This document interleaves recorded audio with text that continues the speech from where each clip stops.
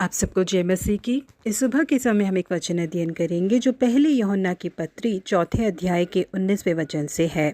हम इसीलिए प्रेम करते हैं कि पहले उसने हमसे प्रेम किया। एक साधु जो कलीसिया के पासबान थे, उन्होंने घोषणा की कि वो कलीसिया में अगले सप्ताह परमेश्वर के प्रेम के बारे में प्रचार करेंगे। एतवार की आराधना के लिए सारे विश्वासी अंदर आ चुके थे, क्योंकि वो शाम की आराधना थी। उस समय सूरज डूब चुका था और जो खिड़की के रास्ते रोशनी आती थी सूरज की, वो आनी भी बंद हो चुकी थी। उस समय ऐसा था जब बिजली की बल्बें भी मौजूद नहीं थी। सारे विश्वासी सोच रहे थे कि ऐसे अंधेरे के माहौल में साधु कैसे परमेश्वर के प्रेम के बारे में प्रचार करने वाले हैं। प्रचार के मंच पर पूरी तरीके से अंधियारा छाया हुआ था। उस समय साधु ने अपने हाथ में एक मोमबत्ती लेकर वहां आए और उन्होंने यीशु मसीह के सिर पे जो कांटों का मुकुट था उस पर उसकी रोशनी को डाला। उस ताज में जो कांटे मौजूद थे वो जाकर यीशु मसीह के सिर में चुभे थे, जिस कारण उनके सिर से खून निकल रहा था जो उनके चेहरे से पूरी तरीके से बह रहा था। उसके बाद साधु ने यीशु मसीह के दोनों हाथों को, जिनमें कील ठुके थे, उसे मोमबत्ती की रोशनी में दिखाया। जिन हाथों में कील ठुके हुए थे उनमें से लहू बह रहा था। उसके बाद भाले से जिस सीने को रौंदा गया था उसे उन्होंने मोमबत्ती की रोशनी में दिखाया। खामोशी से भरे माहौल में एक शब्द भी कहे बिना उस मोमबत्ती को बुझाकर मंच से नीचे उतर गए साधु। यीशु मसीह के प्यार के बारे में प्रचार करने के लिए उन्हें इससे ज्यादा और किसी चीज की जरूरत नहीं पड़ी। यहाँ प्रिय परमेश्वर के लोगों, यीशु मसीह के हमारे लिए मारे जाने के द्वारा हमारे प्रति जो उनका प्रेम था वो हम पर प्रकट हुआ।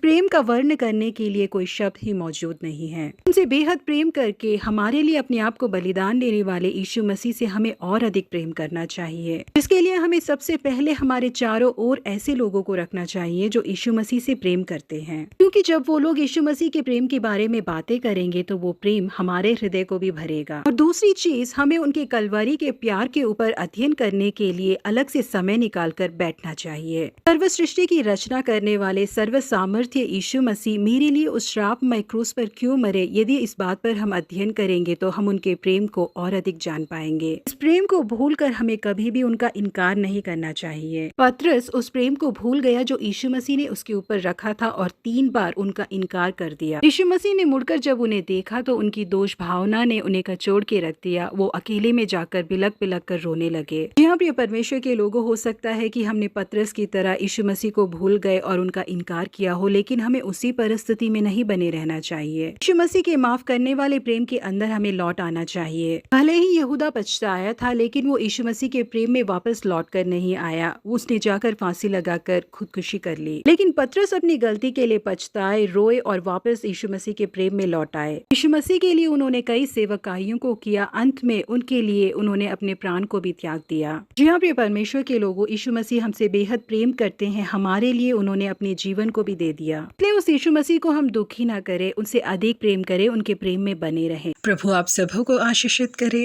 Have a blessed week ahead.